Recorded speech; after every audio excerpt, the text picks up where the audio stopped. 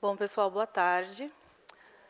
Gostaria de agradecer mais uma vez a presença de vocês, a presença de toda a equipe que nos apoia aqui, Érica, Mão Preta, o pessoal na filmagem, o Rafa Figueiredo aqui no suporte, no apoio na produção, Mirtz Marins, que prontamente aceitou o nosso convite, é uma parceira de longa data aqui das atividades de mediação em programas públicos.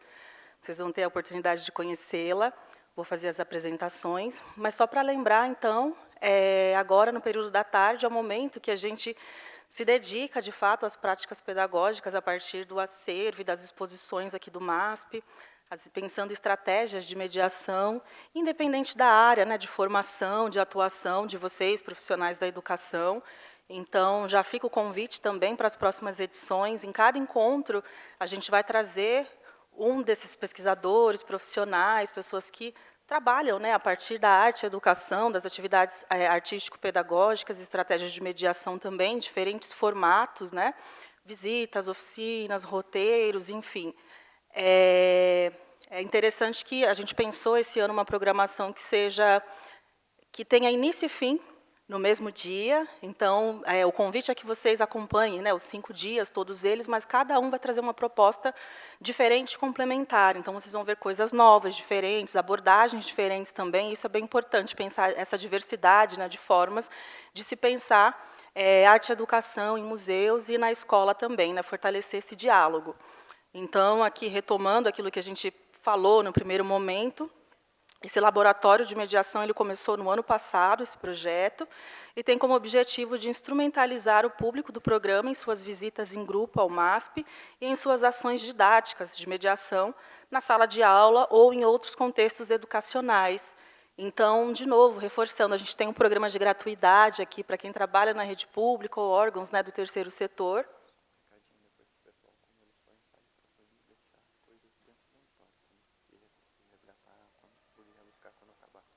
Tá. É só entrar no site do MASP, na nossa página lá de mediação em programas públicos, e procurar o programa de gratuidade. Tem todas as indicações ali de como trazer esses grupos, reservar ingresso gratuitamente ao longo do ano aqui no MASP. Então, é isso que a gente espera, na verdade, que vocês venham com esses estudantes, com o grupo de vocês, estejam nesse espaço, né, compondo junto com a gente a programação, mas a presença é fundamental, né, estar diante da obra de arte. O MASP tem um dos maiores acervos, se não o maior acervo aqui do Hemisfério Sul, e as exposições, né, que agora se ampliaram a partir da inauguração do novo prédio do Pietro. Não sei se vocês deram um pulo lá agora nessa parte do intervalo ou não, mas já fica o convite também para vocês conhecerem esse espaço. Esse momento do laboratório de mediação vai ser dividido em 2 partes, então. Na primeira delas, a gente vai conversar aqui com a Mirtz Marins, a partir de uma apresentação que ela trouxe. Depois, a gente vai se deslocar até o acervo em transformação aqui do MASP, né, circular pelo espaço e observar a partir das estratégias que ela apresentar, compartilhar aqui com a gente. Para quem está com bolsa e outros pertences, pode deixar aqui no auditório, a gente vai fechar, vai ficar trancado, enfim, e para a gente poder circular mais tranquilamente pelos espaços expositivos, e aí, ao final, a gente retorna e vocês podem pegar. Às 5 horas, mais ou menos, né, no período final da nossa atividade do laboratório, tem um café também de encerramento, então, para vocês se organizarem nesse tempo, né, às vezes o pessoal está com pressa ali, mas aí a gente faz essa finalização na mesa do café, ali ao lado da loja, e encerra esse nosso dia aqui de troca de conhecimento, de experiências, de aprendizado, tudo bem? Eu vou ler, então, a mini bio da Mirtz, convidá-la para se juntar a nós aqui na mesa. Mirtz Marins de Oliveira, doutora em Educação, História e Filosofia e pesquisadora colaboradora na Faculdade de Educação da Universidade de São Paulo, entre 2020 e 2025. Atua como professora de Histórias da Arte Moderna e Contemporânea no eixo de Histórias da Arte do MASP Escola.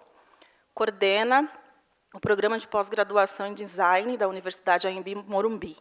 Participou como coautora do livro Cultural Anthropophagy, a 24ª Bienal de São Paulo, 1998, da coleção Exhibition Histories, da After All, em 2015, publicado, e do livro The Feminist Avant-Garde.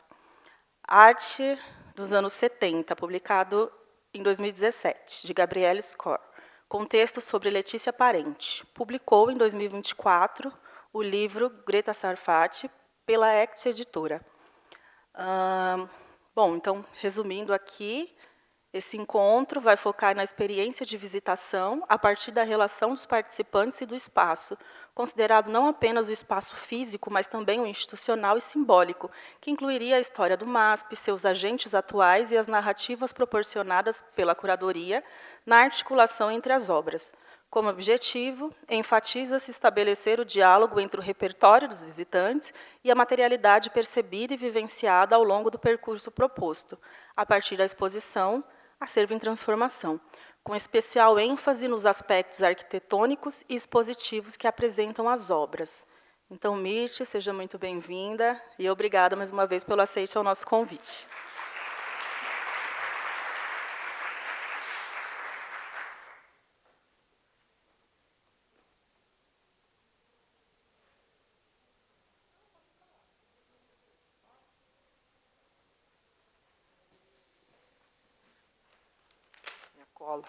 Boa tarde.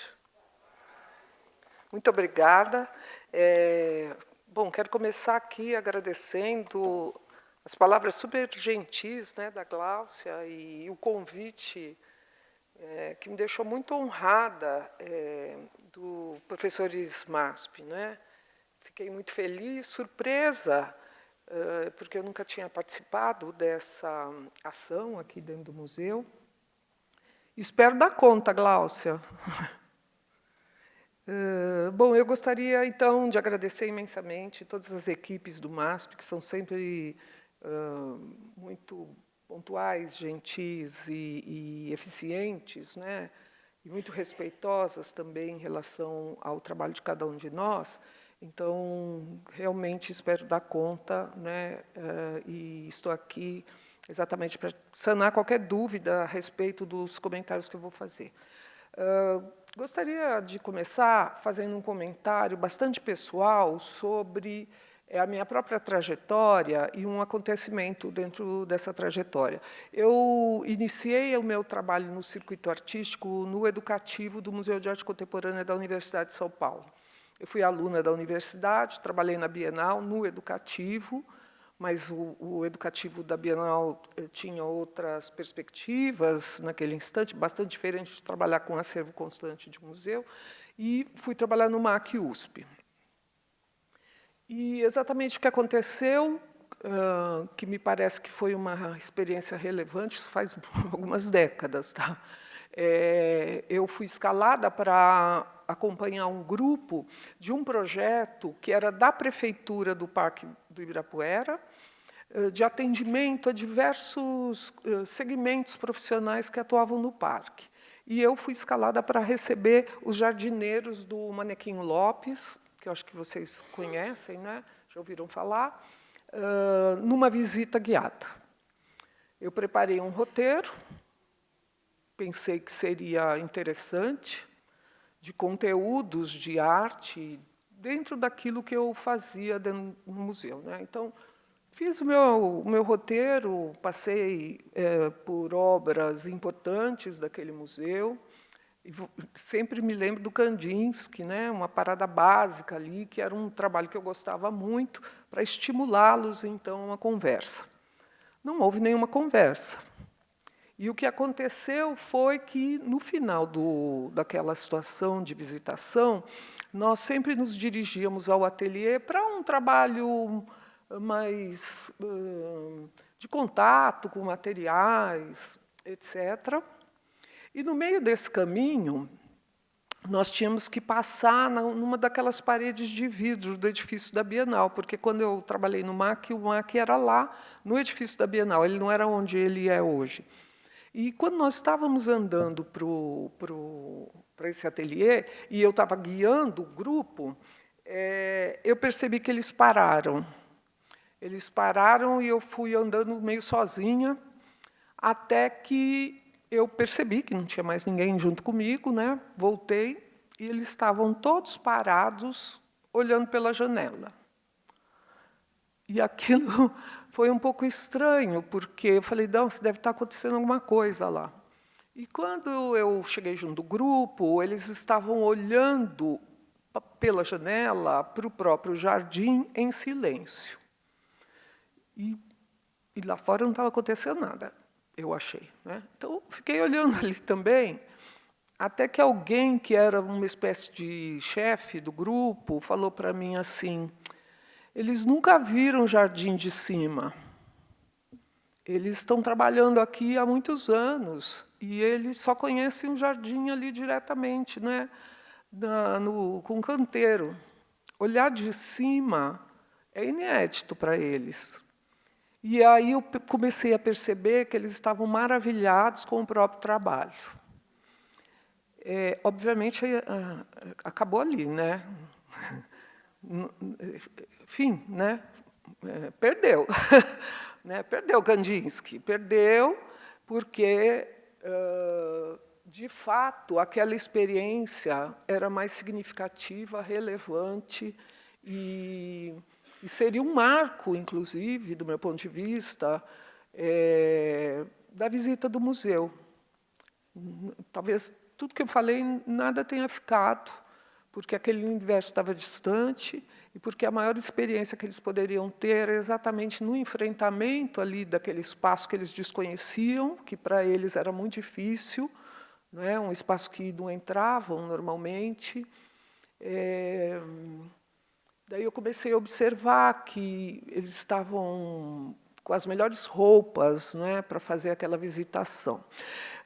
Para resumir, obviamente que eu fiquei super emocionada com essa situação e entendi que aquilo que eu estava fazendo podia ser muito violento, né, de imposição de determinados conteúdos para os quais deveria haver um tipo de preparação que acredito que seja difícil de resolver numa visita.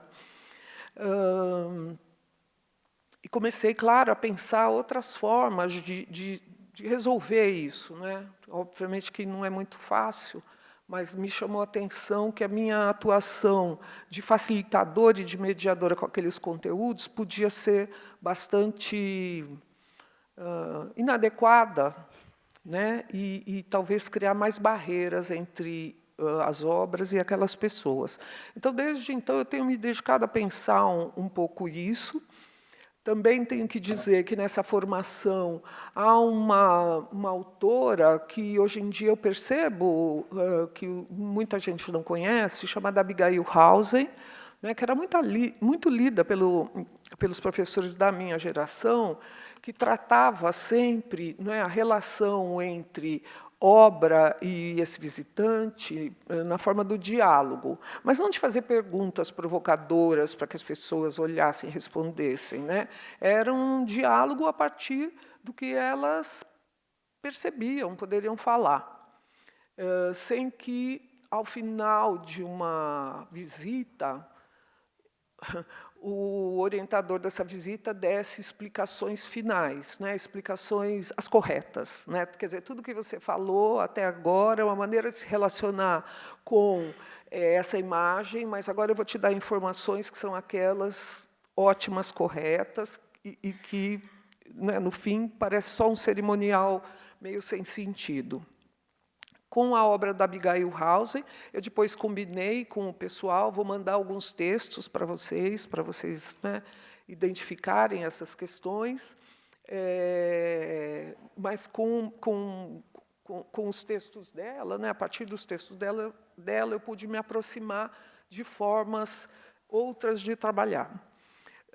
Desde 2022, bom, faz algum tempo eu estudo exposições do ponto de vista do design expositivo e da elaboração dessas exposições. Em 2022, eu passei a fazer um trabalho de pesquisa aqui no Centro de Pesquisa do MASP, de levantamento das exposições que o MASP fez desde 1947.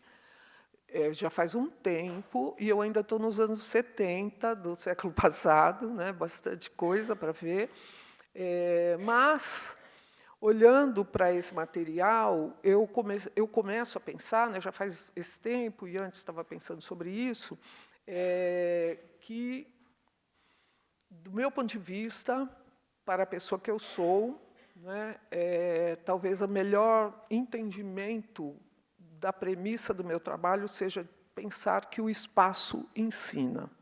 Então, isso significa que uma visita a um museu começa lá na casa da pessoa, né? Quando ela começa a se preparar para essa visita, ela descobre que ela vai fazer uma visita junto com a escola, ela se prepara, ela escolhe a roupa, ela imagina coisas, ela olha na internet o que vai visitar.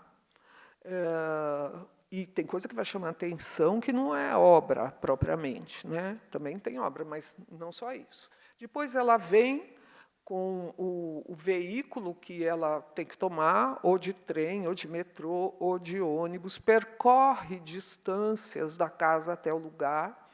E vejam que, nesse percorrer distâncias, a paisagem vai mudando, né? As pessoas vão mudando, as vestimentas vão mudando, as relações entre ela e esses ambientes também vão mudando. Então, a visita já começou, né?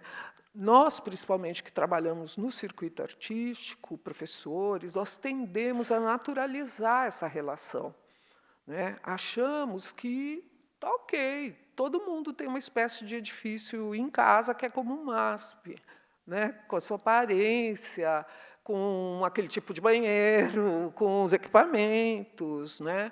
E não é nada disso. E quando alguém vem para uma visita, ela traz junto esse mundo, esse universo de referências. Não são só as referências da arte, são as referências da vida. E essa transformação entre a casa e o lugar que elas visitam, ela é perceptível. E ela cria formas de interação, porque o espaço nos ensina. Uma porta fechada é uma barreira. Se eu tento abrir, ela está trancada, ela é uma barreira maior, né? Nós sabemos quando tem a zebra ali, não pode ultrapassar. Tudo isso são informações importantes, né, ao longo da nossa vida, que vão se transformando em repertório e são reatualizadas a cada visita que eu vou fazer, principalmente para um lugar novo, que eu não conheço o espaço. Desculpa, eu lembrei agora de uma história, vou contar só para mostrar como isso, esse repertório vai se formando, né? Eu era diretora de uma escola e os professores da escola levaram as crianças na Bienal. Não eram muitas crianças, não, acho que não tinha 15 crianças. 15 crianças na Bienal, mas vocês... Acho que todo mundo aqui já levou aluno para visitar a exposição ou alguma coisa do tipo feira, né? Todo mundo fazendo assim, eu estou vendo. Então, você imagina fazer isso na Bienal, com aquele mundo de gente que tem, né? Ou na feira SP Arte agora. Foram os professores, eu era diretora, eu fui atrás só contando criança. 1, 2, 3, 4, 5, 6, 15. 1, 2, 3, 15. 1 hora deu 12. Estou falando a verdade. Aí você já vê a sua carreira. E eu fiquei desesperada, juntei todo mundo e falei, vamos ficar paradinhos aqui que eu vou fazer o caminho inverso. E vou ver onde está essa gente. Voltei correndo, coração na boca.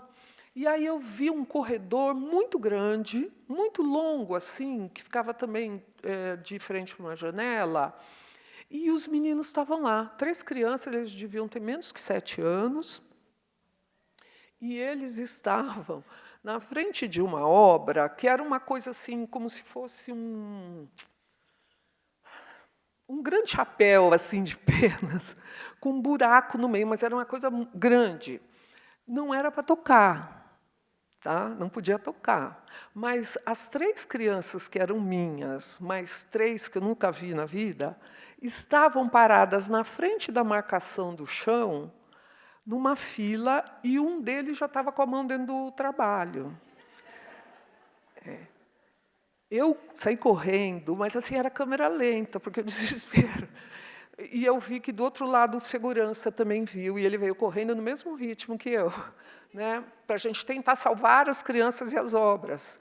Mas aquilo me chamou muita atenção, porque eles leram que a fita no chão era como se fosse a demarcação da fila, né, e não o proibido tocar. Vocês vejam, né? Quer dizer, o espaço e as suas marcações vão nos ensinando como viver nele.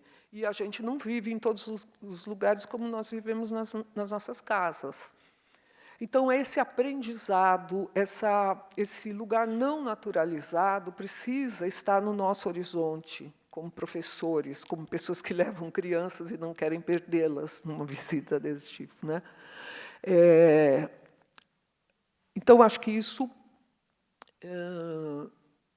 é uma situação que nós temos que observar. O espaço está ali, ele tem sinais, o caminho de casa até aqui não é o caminho que eu faço todo dia, que eu domino, e tudo aqui é estranhamento. Tudo. Esse banheiro, a loja, o café, tudo é estranhamento. E esse estranhamento, como eu contei na situação dos jardineiros, ele está no mesmo nível das obras.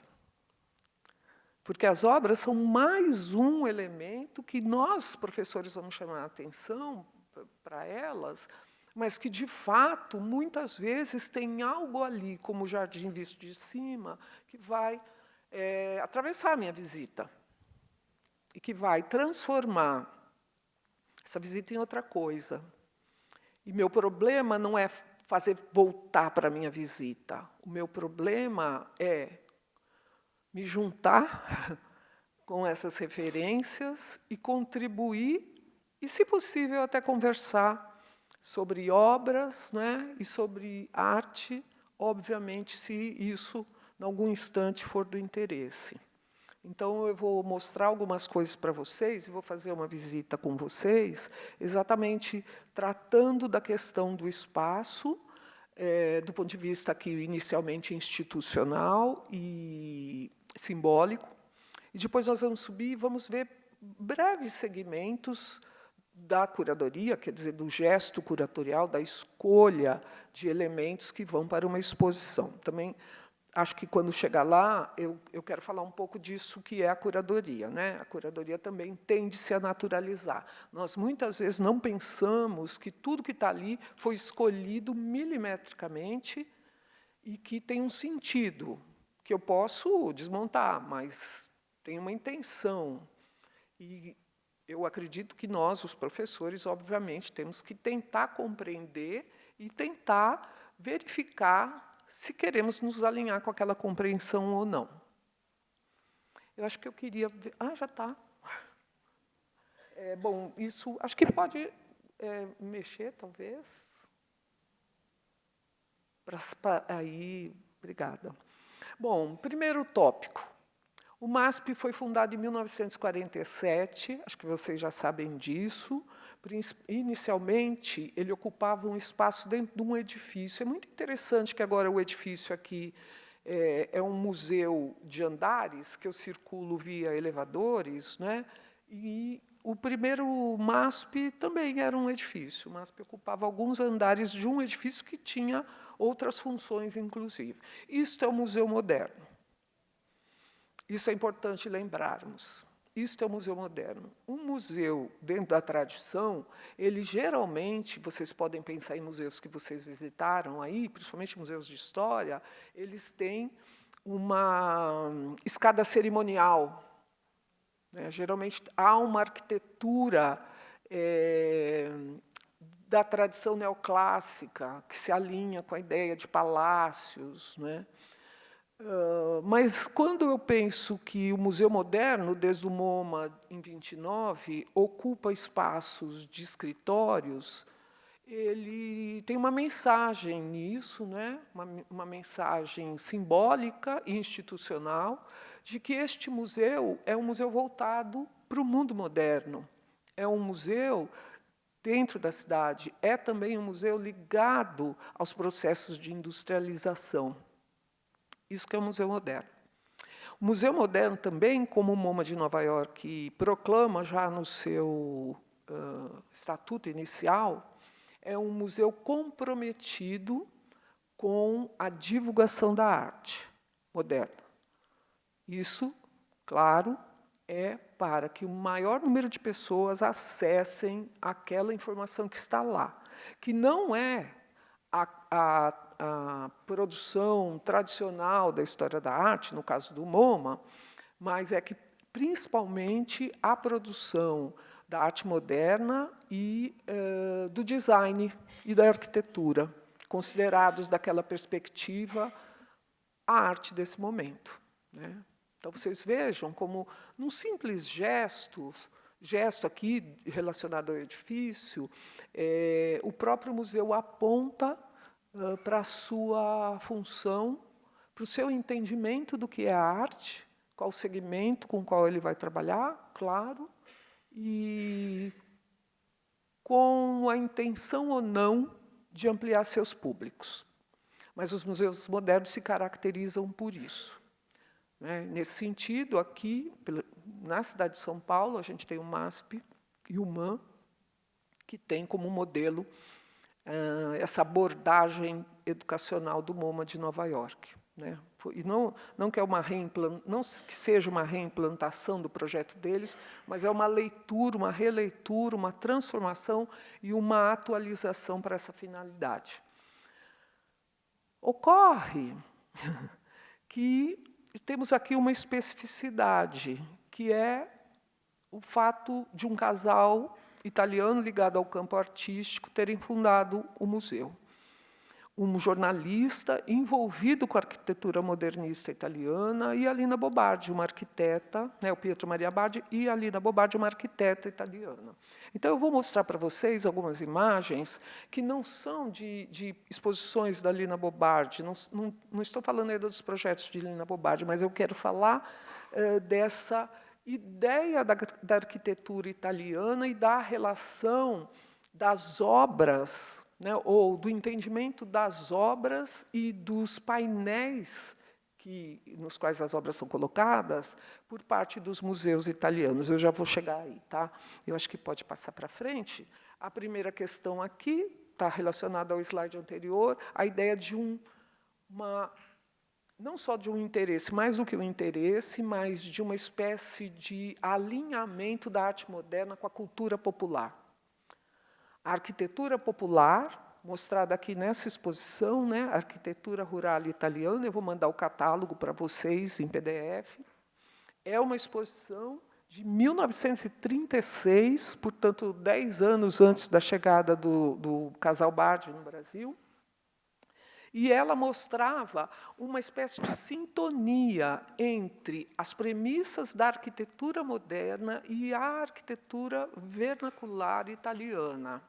O que elas tinham em comum, segundo os arquitetos modernistas italianos? A simplicidade nas formas.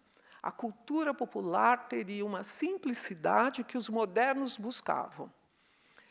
Nem vamos abrir essa porta do inferno aqui, porque é bastante coisa para pensar, mas isso é importante mostrarmos que, dentro da arquitetura modernista italiana, e pensem, a arquitetura moderna no Brasil tem uma recepção muito mais fluida do que as arquiteturas modernistas na Europa, onde os edifícios têm histórias milenares, por vezes. E essa exposição vai mostrar exatamente esse alinhamento dessa arquitetura daqueles dias, dos anos 30, e da cultura popular italiana. Vou pedir para ir para frente. Bom, é uma exposição basicamente de fotografias, obviamente, porque não tem como construir o edifício dentro da sala de exposição, e ela faz comparativos, ela cerca determinadas construções que, na sua simplicidade, se alinham com a arte modernista, com a arquitetura modernista. Vejam, são construções, aquelas, Pombal, o lugar ali onde armazena, o armazém. São coisas muito simples, mas que aqui servem para mostrar esse alinhamento formal. É uma questão formal, a simplicidade é formal. Pode ir para frente, por favor? Né? E aqui depois eu vou mandar esses slides para vocês podem olhar com mais atenção. Né, essas torres, nas fazendas, então tudo isso era considerado uma espécie de base. É como, no fundo, como se a arquitetura modernista falasse, olha, as nossas raízes elas estão muito distantes. O que é estranho aqui é o meio, é a Renascença, é o Barroco, né, não as origens. Pode ir em frente, por favor? Então, esse tipo de construção. Pode passar. Celeiro, pode passar. Aqui a gente chegou num outro momento. Obra, sim, arquitetônica de arquitetos modernistas, urbanos, né, jovens, nesse instante, que vão criar formas expositivas. Os mesmos arquitetos que estão envolvidos com a construção de edifícios na Itália, edifícios modernistas, estão envolvidos também com as exposições, porque eles têm um certo alinhamento com o governo do Benito Mussolini, e esse alinhamento seria de uma nova arquitetura para um mundo novo. Essa era a proposta. Só que isso politicamente não funcionava, mas eles vão trabalhar intensamente nas bienais e nas trienais de design, né, e outras exposições ligadas ao próprio governo italiano. Não sei se conseguem ver direito, né, uma imagem que não é muito boa, é uma... Pode passar para outro slide, que eu acho que ele está melhor, talvez. Esse acho que a gente vê melhor, né? Ele é essa grade com os elementos expositivos, que, no caso, são cartazes dispostos para propaganda de um comício do Mussolini, né, uma campanha política do Mussolini.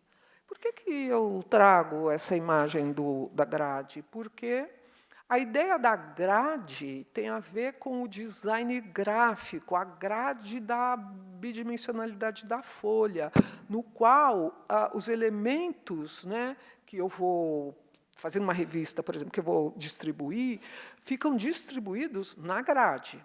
Então, muitos arquitetos, lá no início do século XX, não só os arquitetos italianos, mas o El Lissitzky, por exemplo, um arquiteto soviético, eles vão propor exatamente que a exposição seja uma espécie de livro. O livro a gente se movimenta, e na exposição nós nos movimentamos. Então, a ideia da grade e os elementos dispostos, eles exercitam isso em várias exposições das trienais ali de Milão. Então, vejam a presença da grade sempre. Muito importante. Quando eu uso a grade, eu não uso a parede. Eu posso usar a parede, mas a vantagem da grade é que eu não preciso de parede. Vocês viram a imagem primeira, né? Que ela está totalmente isolada ali, é uma grade montada no meio da galeria, e os elementos estão dispostos lá. Alguns elementos, exatamente para suportar as obras, têm sempre essa característica de uma certa suposta neutralidade, né? Eles são essas tubulações, ainda heranças da grade, nos quais as obras são colocadas. Eu queria fazer um comentário aqui sobre a questão da museologia italiana. A Itália, do ponto de vista museológico, nesse período, ela tem um problema no início do século. Como mostrar obras modernas num edifício do Renascimento? Como mostrar obras modernas num edifício barroco, num palácio barroco? Porque, vejam, aqui nas Américas, os edifícios, esses construídos para museus, em geral, são construídos exatamente, né, dentro da temporalidade da modernidade. E as obras modernas, então, ficam bem ali. Mas no edifício italiano do Renascimento, a obra moderna era uma questão. Questão qual? Que eu já ouvi muita gente falar assim, vamos fazer uma exposição, tá, vamos fazer nessa sala, legal. Vamos cobrir as paredes. Por quê? Porque precisa de parede para fazer a exposição. Só que essas pessoas estavam dizendo exatamente que não era necessário a parede. Então, a museologia italiana trabalha a partir de outro conceito, que não é esse do cobrir parede, não é esse do cubo branco que vocês já devem ter ouvido. Né? É a ideia de que deixa lá o edifício do barroco e a gente coloca a obra moderna de maneira que não apague o edifício, de maneira que não apaguem-se as temporalidades, as distâncias entre o período do edifício e o período das obras. Guardem esse princípio, porque eu acredito que muitos de vocês já visitaram as obras do acervo e temos lá essa questão da temporalidade. Temos lá outra questão, não temos parede. Então, vocês vejam a herança, né, da arquitetura italiana e da museologia italiana, que considera exatamente essa possibilidade de temporalidade se sobreporem, justaporem, ela está colocada. Acho que pode ir mais para frente. Questão bastante importante para essa perspectiva é que importante é a arquitetura. É a arquitetura considerada no início do século quase como uma obra de arte total, que abarca todas as outras, ela vai ser determinante para essa relação de experiência dentro da exposição. É ela que é o norte. As obras serão vistas no seu detalhamento depois. Pode ir para frente, por favor. Aqui alguns exemplares, né? Então sempre tem uma construção arquitetônica forte e as peças estão ali colocadas de variadas formas, mas muito raramente nas paredes. Pode ir em frente. Aqui é um textinho deste livro que tem aqui na livraria, chamado Concreto e Cristal, o acervo do MASP nos Cavaletes. É um livro muito bacana, né, sobre a perspectiva dos cavaletes. E lá tem um comentário sobre essa museologia italiana, essa perspectiva. E vejam, olha o que está dito. Aqui o Renato Anelli é o autor, ele é o grande especialista, né, nessa forma expositiva da Lina Bobardi. Ele vai falar. Guglielmo Pacchioni, um dos primeiros curadores a utilizar uma operação semelhante, uma exposição de artes plásticas, semelhante da coisa da tubulação, declarou que sua intenção foi de elevar a arte antiga ou moderna a um plano de atualidade. Quer dizer, já é atual porque eu estou lá, né? Que permita, assim, a sua aproximação às pessoas simples que visitam os museus. A estratégia de suspensão dos quadros do artista italiano Scipione, soltos das paredes e flutuando no espaço, na montagem de Franco Albini, um desses arquitetos, em 1941, pretenderia trazer as obras ao tempo presente para aproximá-las dos visitantes, removendo a solenidade da antiga Galeria de Brera, né, quer dizer, que era um palácio com as obras ali colocadas dentro da tradição. Por favor, próximo slide.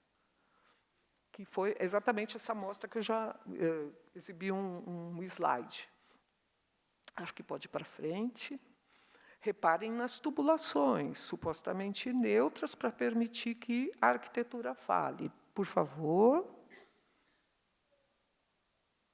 Pode ir para frente. De novo, quer dizer, obras modernistas, em geral, são o objetivo desse tipo de exposição. Aqui, prestem atenção, peço a vocês, né?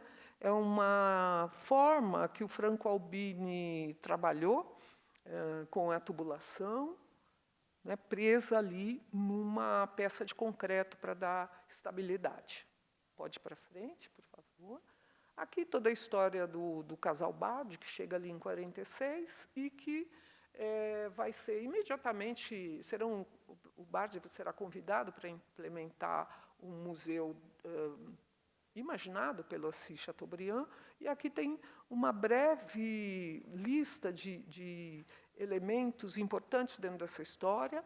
O museu é inaugurado e, imediatamente, o Bardi vai para um grande encontro de fundação do Comitê Internacional de Museus, na Cidade do México, e ele lê um texto na conferência dele que é só sobre exposições desse museu, exposições didáticas, exposições explicativas sobre a história da arte. Ele vai, internacionalmente, posicionar o museu dentro de uma preocupação didática. Ele já poderia falar do acervo, ele já poderia falar de uma coleção que já tinha elementos muito importantes, mas ele prefere falar deste caráter didático, né, e as próprias exposições são elas. Inclusive, essas peças que participaram dessa exposição, são recortes, fotografias, textos, elas estão aqui no centro de pesquisa, elas estão disponíveis, no centro de pesquisa, desculpe, elas estão disponíveis para pesquisas. Acho que pode ir para frente. Desculpe, só esqueci uma coisa. O próprio museu vai promover, desde o início, cursos, né, um curso de formação em História da Arte, e todo o tempo, né, essa preocupação com a formação dos públicos locais, obviamente, até que a gente vai ter, em 1951, a criação do Instituto de Arte Contemporânea, que é a primeira escola de design do Brasil, dentro do MASP. Essa imagem é da primeira exposição que o Bardi e a Lina Bobardi fizeram no Brasil. Eles vieram exatamente para promover as peças que eles tinham, com o intuito de venda, inclusive, né? E vejam, reparem como as obras são suportadas, como elas parecem com aquela forma de trabalhar a partir da tubulação e da grade. Pode ir para frente, por favor. Aqui é o primeiro edifício do MASP, em 47, depois, ali nos anos 50, finzinho, o museu vai passar um tempo no edifício da FAAP, numa parceria que não funcionou, e, finalmente, ele vem para esse edifício da Avenida Paulista. O museu...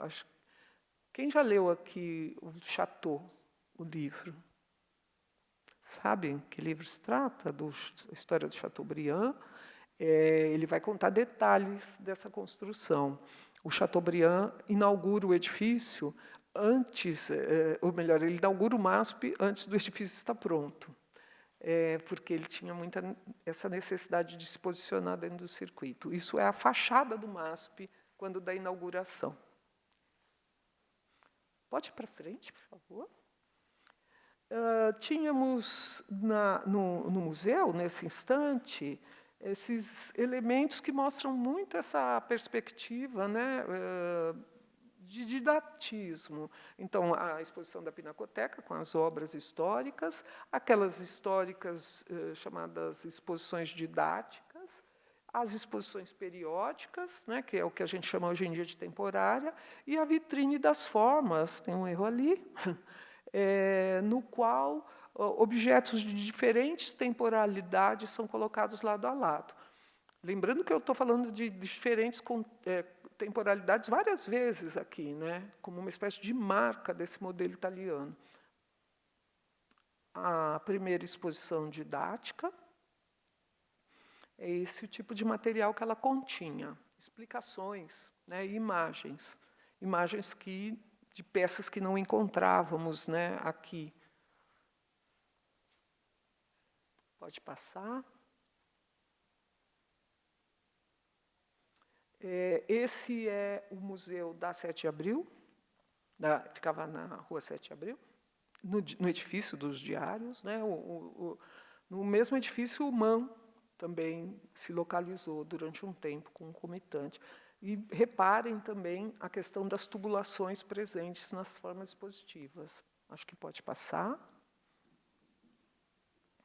Então, a ideia da grade é uma herança ali dos modernistas italianos e uma solução para manter o edifício, a sala da exposição visível e expor as peças de qualquer tempo histórico.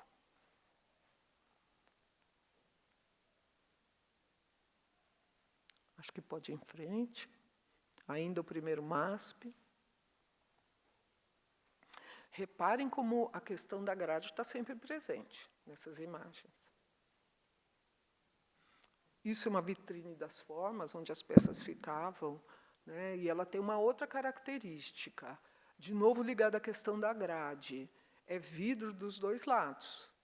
Isso significa que, quando eu olho uma peça, eu vejo que está atrás dela também, que nos dá outra relação com os objetos olhados, né, com o próprio ambiente. Mais vitrine das formas. Acho que pode ir em frente. Isso é um texto supostamente da Lina Bobardi, né? Acho que é mais atribuído a ela, falando das vitrines das formas, falando um pouco dessa espécie de provocação, né, do espírito comparativo entre as formas e também de semelhança entre formas de diferentes tempos. De novo, a preocupação com temporalidades é fundamental neste modelo. Acho que podemos ir em frente. Aqui é no Museu de Arte Moderna da Bahia, no foyer do Teatro Castro Alves, onde o museu funcionou durante um tempo, quando a Lina Bobardi foi diretora do museu. Vejam que está presente. Muitas exposições do MASP foram para lá, né? No caso aqui até um empréstimo para uma exposição temporária. E reparem novamente nesse uso dos tubos para o suporte da obra.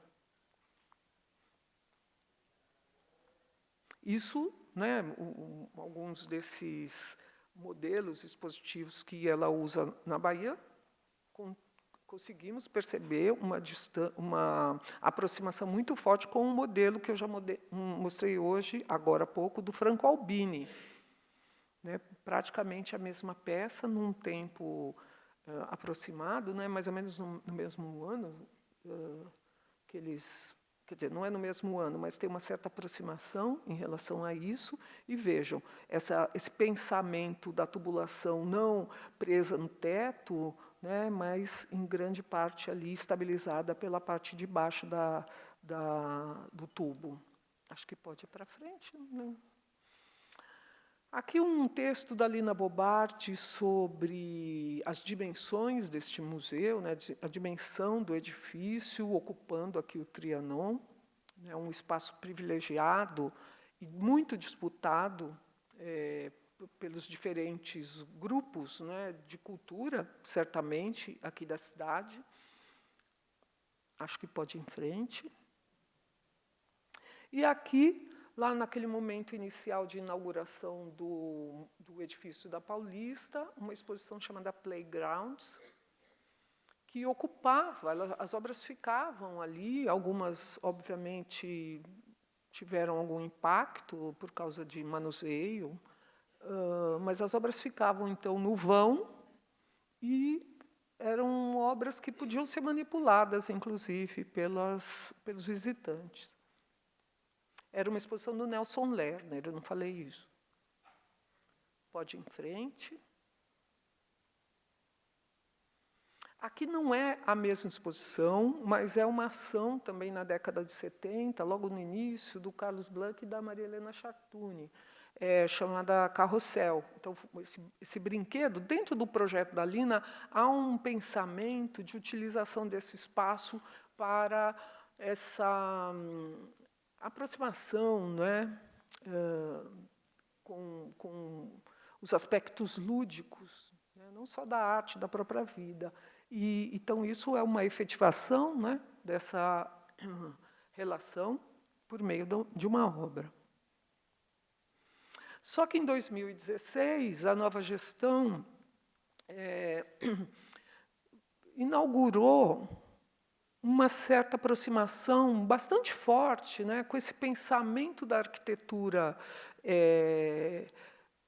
italiana, né, da museologia italiana, a ideia das temporalidades se aproximando. A gente vê isso pelas inúmeras exposições chamadas Histórias, realizadas pelo museu, né, como um grande projeto de revisão da história hegemônica, revisão de uma história cristalizada, com algumas verdades que, em realidade, em contraposição com outras perspectivas, pode facilmente ser desmontada. E uma dessas ações foi uma espécie de reorganização ou reencenação do ponto de vista conceitual daquela exposição de 1970 que ocupou ali o vão, aqui com lista dos artistas, né? A primeira exposição é só o Nelson Lerner, e aqui é uma lista de artistas contemporâneos, né? Fazendo uma referência à exposição da abertura do museu e inauguração. Acho que pode ir para frente, só temos mais algumas poucas imagens, porque nessa ação, né, essa ideia de ocupar o vão com obras e com interações dos públicos, ela também se reatualiza. Pode ir em frente? E muitas das obras que estavam disponíveis estavam lá exatamente para que fossem manipuladas, para que as pessoas pudessem recriar, né, ou se aproximar daquele processo de elaboração. Acho que pode ir em frente. Acabou. Obrigada. Muito obrigada. Acho que nós já vamos para a visita, ou vocês querem perguntar alguma coisa?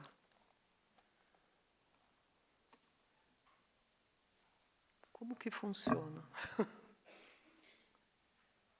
Perguntas alguma? Não? Onde?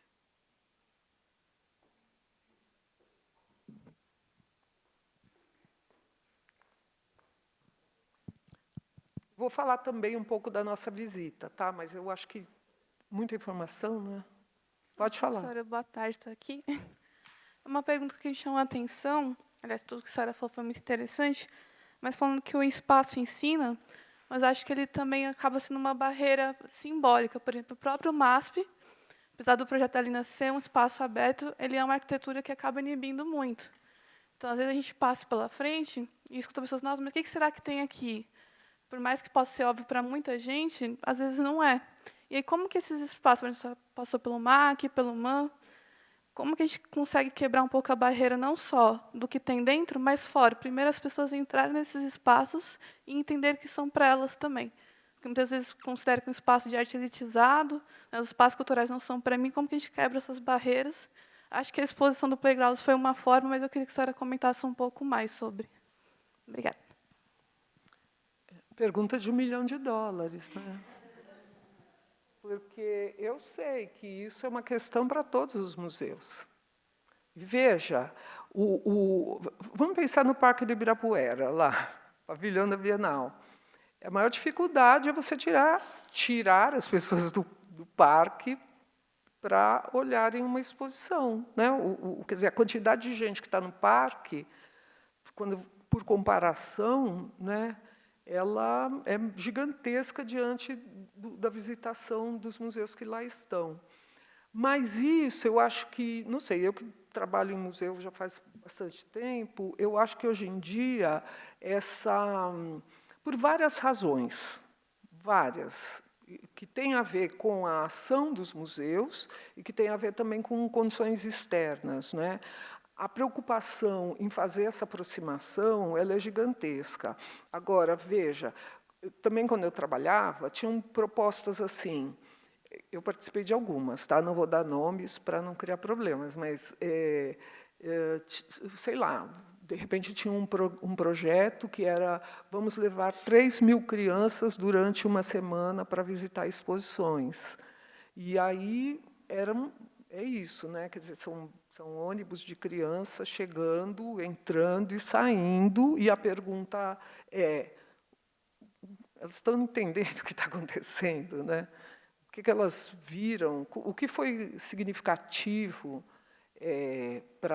nessa visita? Como a história dos jardineiros, né? Quer dizer, o que eu queria que eles vissem não foi o que eles viram, o problema é meu. né? O problema é meu. Mas eu tenho que pensar como isso pode estar articulado, entendendo que isso acontece, como articular esses interesses, esses conteúdos variados que estão ali, né, para essa aproximação. E eu sei que, hoje em dia, isso é uma preocupação gigante dos museus, gigantesca. Né, acho que todos vocês que trabalham aqui sabem bem disso. Uma pergunta que eu ouvi, assim, sei lá, uns 10 anos atrás, quase, era assim: como fazer com que as pessoas que estão no vão fazendo uma manifestação subam e entendam, né, esse significado. Eu acho, sendo muito sincera, eu trabalhei em outros museus e, eventualmente, trabalho em outros museus, eu acho que há uma preocupação aqui que tem conseguido fazer esse movimento, né, aqui no MASP, de fazer esse movimento, de abrir para outras possibilidades narrativas, de abrir para outros grupos, outros públicos que, de uma forma geral, estariam fora do museu. Agora, você tocou num ponto importante, que é o quanto essa arquitetura, que não é a arquitetura da nossa casa, por isso que eu falei antes, né, a gente tende a naturalizar. Nós que trabalhamos nesses museus, entramos e já conhecemos e já atuamos daquela forma.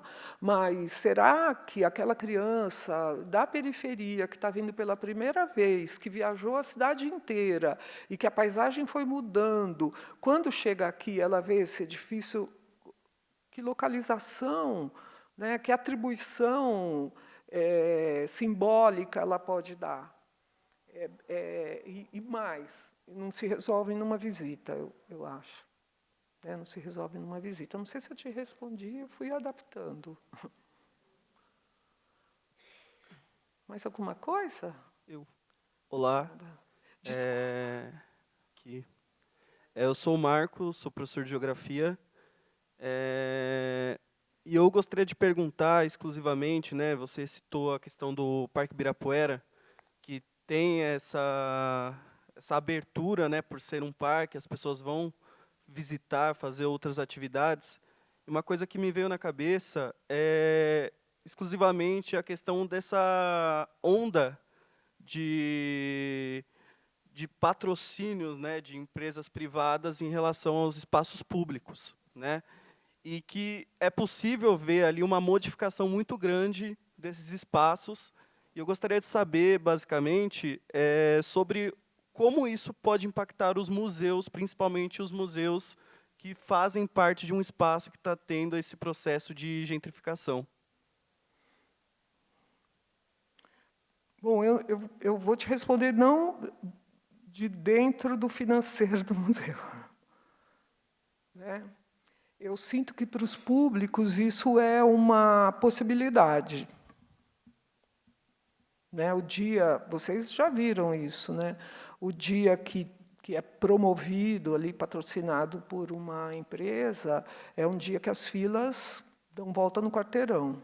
Então, eu imagino que muita gente que nem tem coragem de perguntar o valor para poder entrar, né? Eu já tive aluno que, sei lá, não podia entrar no museu lá do Butantã, que eu nem sei, R$6, mas porque financeiramente ele não tinha como arcar aquilo, né?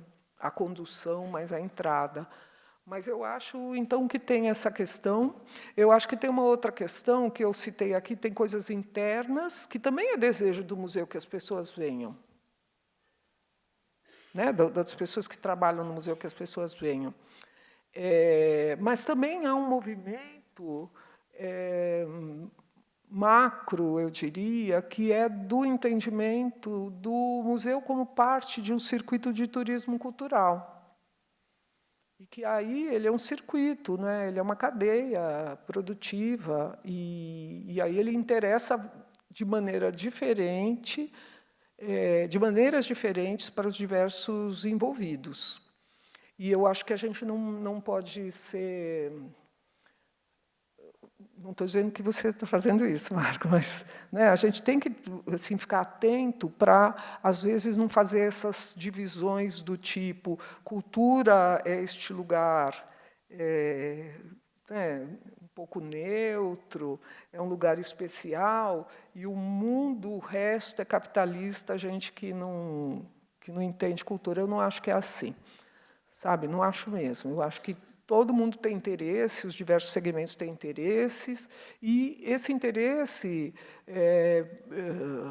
ele começa a ter significado para além do meu próprio projeto, quando outros podem acessar, né? E, portanto, então, com a ampliação de públicos do museu. Não sei também se eu respondi. Eu vou falar isso toda vez, né? Não sei se eu respondi. Eu adaptei. Pode falar, Marcos. Não quer falar? Essa questão, né, eu tenho visto bastante, né, essa questão da ocupação do espaço público, né, dessa questão do deixar de ser ali algo financiado, né, para benefício da população. E, inclusive, né, no Parque Ibirapuera, com essas transformações também, né, tem uma questão da substituição, do porquê ir no museu, né, do porquê estar ali e do porquê que a gente analisa aquelas obras relacionando com os contextos que a gente vive. E acaba virando algo simplesmente para o consumo, né, um consumo rápido e sem muito significado. Não, perfeito. Acho que agora eu entendi sua questão. Daí eu vou dizer, não respondi aquela hora, né? Mas a gente... a tua questão aí é de fundo anterior, político, do papel do Estado, né? Ela é de bastante complexidade. Talvez eu não seja capaz de responder, porque... Agora, eu acho que cada um faz sua parte a partir da sua perspectiva, né? Ou deve fazer. E, nesse sentido, eu acho isso que você está falando absolutamente legítimo, e acho que há projetos dessa forma, mas a solução é política, né? Não é uma solução, vamos tentar, não vamos mais ser patrocinados, acho que não é de pensar qual é o papel do Estado, né? Nas nossas vidas, né? Nas formas que interfere, nos apoia, e garante também a sobrevivência. Nós somos privilegiados, né? Tem alguns segmentos que o Estado deixou absolutamente à parte. Obrigada, viu, Marco? Desculpe, eu não tinha entendido mesmo. Quer dizer, eu pensei assim do ponto de vista do circuito. Não briguem pela pergunta. Você quer fazer uma pergunta? É isso? Boa tarde. Meu nome é Nala Yaba. Eu queria fazer uma pergunta no sentido daquilo que tu estava dizendo sobre a museologia italiana e sobre o uso dessas grades e como ela impacta na museologia moderna, especificamente no começo do MASP, como ainda é usado bastante essas grades, e também nessa relação dicotômica entre a arte antiga, o prédio antigo do museu e a arte moderna. Pensei numa relação primeiro com o Maxwell Alexandre falando sobre essa relação da arte com o sagrado e como esse prédio comunica algo e qual que é essa relação, né? Que o museu moderno não se propõe a ter esse afastamento do público, né? Pelo contrário, está tentando se aproximar. E qual que, quando você foi falar dessas grades, você trouxe algumas vezes que ela se propunha a ser neutra. E eu queria entender qual que é o impacto semiótico mesmo dessa grade junto dessas artes e depois na escolha da Lina em substituir a grade pelo vidro, né, para observar, enfim, a obra por outras perspectivas. Imagino que você fosse comentar isso na visita, mas não queria perder a oportunidade de perguntar. Não, vamos comentar isso na visita. Muito grata, porque faltou um slide, né, gente? Essa é a realidade. Faltou um slide exatamente para mostrar que o vidro, no seu formato retangular e pela sua transparência, né, por ser translúcido, ele possibilita justaposições. Então, a gente vê uma obra em cima da outra, dependendo de como você olha. Além disso, o fato de ser retangular, e, ao mesmo tempo, sistemático. Ele tem sempre é o mesmo modelo, né? Então, quando eu olho o todo, eu tenho uma espécie de releitura da grade. Quando a gente olha, é como se tivesse essa grade ali, um pouco trabalhada, né? Mas ela está lá. Ela é uma herdeira desse projeto, que não começa nos italianos. Eu mostrei os italianos, mas começa nos soviéticos. É até estranho, né? Começa o Lissitsky, por exemplo, é o primeiro, talvez, que vai dizer a exposição é um livro. Quer dizer, ele está falando do olhar linearmente, né, numa sequência, mas ele também está falando da grade do design gráfico. Isso. Agora acertei. Bom, eu vou agradecer, então, todas as perguntas aqui. A gente, né, conforme o cronograma tem aquele tempo dividido para a visitação, essa pergunta, inclusive, foi um gancho perfeito para a gente, de repente, começar já o roteiro de visitação. Então, Mirtz, fica à vontade. Eu queria falar... Bom, a gente já vai para a visita. Me desculpe, Glaucia. A gente só encerrou aqui a rodada de perguntas, e aí você continua, se quiser ir para o roteiro ou continuar a apresentação. Mas eu pensei numa visita exatamente que vai enfatizar os aspectos arquitetônicos nesse sentido. A arquitetura nos ensina, esse espaço nos ensina, mas ele nos ensina a viver dentro dele. Ele vai dizer, daqui você não pode passar. Aqui você pode, é isso, né? Então, nós vamos fazer uma visita lá no acervo, né? Eu vou chamar a atenção de vocês para alguns pontos e vou fazer leitura em 3 recortes curatoriais específicos que mostram a questão da temporalidade de forma muito clara a partir de um mesmo problema.